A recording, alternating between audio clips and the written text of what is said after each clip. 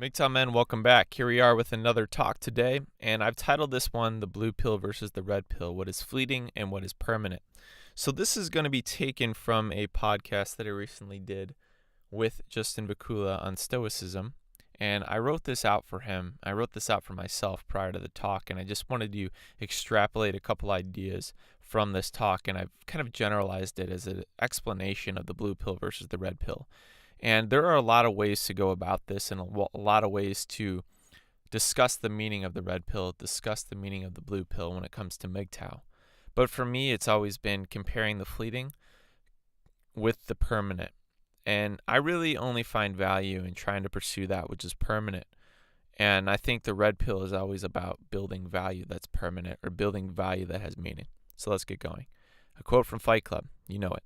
Advertising has us chasing cars and clothes, working jobs we hate so we can buy things we don't need. We're the middle children of history. No purpose, no place. We have no great war, no great depression. Our great war is a spiritual war. Our great depression is our lives.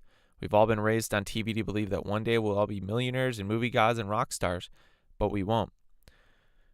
Funnily, in a funny sense, because of this, I'm actually brimming with excitement over MGTOW. I've always been excited about it. I can't help but share it. It brings me to making these talks. It brings me joy, and it brings me to what I consider to be gold, which is reality.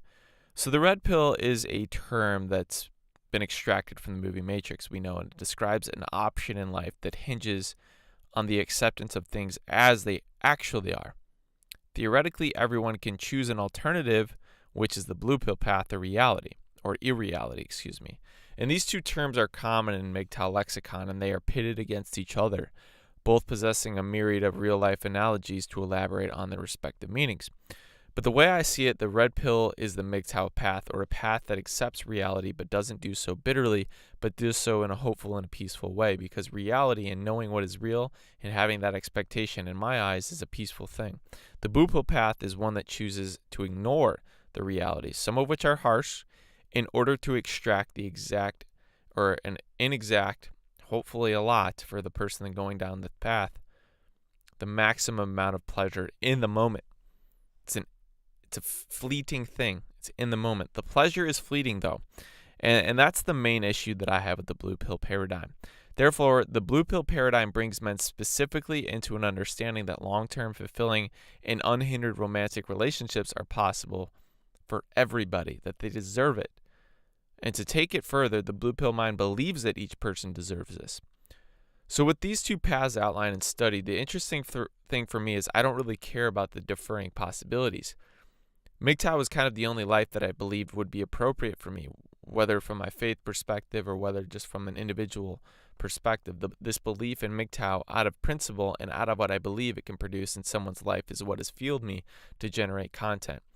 Okay, I simply did not feel content in not creating it as much. I needed to be a part of it. I would not be able to live with myself. I wanted to share something because I was so encouraged by it and I found it so interesting. So I make content both for myself as the intellectual exercise, but also as a way to give other men hope. Okay, we know that we're being pushed to the margins. We're emerging from divorces, we're paying alimony, we're losing opportunity, we're losing work, we're losing purpose, we're losing identity, which might be the main thing. Dealing with false allegations, and men don't have many places to turn as a result, and I hope to at least be a sounding board of common sense. So the downsides of a romantic relationship are, as alluded to in the previous talk, the previous paragraph that I wrote. Divorce, alimony, you lose custody of one's kids, you lose hope for humanly love, I guess. The negative physical manifestations of being in a romantic relationship. But I believe that the truest downside, the most alarming one, is when your identity goes. And I think that when you accept the blue pill, the worst part about it is that you destroy your identity. You choose to throw your identity in the trash. And that is where the big issue is. So passing up these relationships for many men, as we know, can leave a void. As many men have operated with this as the fuel for their life and the meaning behind their existence for their whole lives. It's quite sad, but it's quite real. So what is one to do? For myself, accepting the void wasn't the issue. Rather, it's figuring out how to optimize or maximize the void. It's an opportunity void. The void, from how I view it, it's this space that is always there in a MGTOW man's life and represents an opportunity. You have no kids, no wife, no girlfriend. You have fewer payments. You have fewer bills, fewer responsibilities. And one can live in an abundant life spiritually and in the physical world. One has more energy. One has more time. One has more freedom. You can explore more. You can accomplish what a man tied down could not. That's the core value. And this is a form of minimalism in my eyes, or life minimalism, or mental minimalism. And I do focus on that often in my MGTOW videos because I believe that they're closely related. A product of the MGTOW life is minimalism. It just happens with it. A goal of the MGTOW life is minimalism. It's not the end game. Your end game is your end game. But it is a product, I believe. And on the other side of this chasm called the void is life optimization and a fruitful yield, whatever that is. So this view is often viewed as being nihilistic and cold in many people's eyes. For me, it's warm. And this coldness is compared to this idea of the blue pill, which is defined by external validation. External validation is often closely related to the hedonic treadmill that the society that we live in feeds itself on and runs every day. So as a man going your own way, the majority of your time is spent in your thoughts. Okay, my fulfillment rests in the actualization of those thoughts and goals that I have. Just simply aiming to lay down at the end of the night with the feeling that I don't owe myself anything else. I believe that that is the most life-giving path because hedonism is fleeting. It's blue pill, and flattery lingers about as long as beauty. We know that. So the fleeting nature of those things that the modern-day society holds so dear puts people in a state of perpetual renting. So closely related to this idea of the blue pill is this idea that it's okay to rent. And I'm not just talking about renting property. I'm talking about renting ideas, renting purpose. People rent purpose for a very short amount of time to get them through things. It's like smoking a cigarette, for example. So if you're basing your value on beauty or affirmation, you're placing your value in something that changes often and is not permanent. That is renting because it can and likely will be taken from you. The rent's going to rise itself too. It's going to demand more of you. The rent always rises. MGTOW is the retention of things that you know won't have a rent that will rise and that you know you own, and the focusing solely on those things. MGTOW is leaving a life of renting and entering a life of owner equity. People don't realize that they have this autonomy, but we throw it away. We throw it away for employers, for people, for family members, for approval, for wives, for girlfriends, or even fears. And if you ascribe responsibility to yourself to utilize your time as a gift that has been given to you, and you are not putting all of your energy into maximizing your time and being accountable to yourself, you are now living a life that is full. Boredom will likely not pass into your mind, and you will be in almost perpetual effort towards something, whether short or whether long term.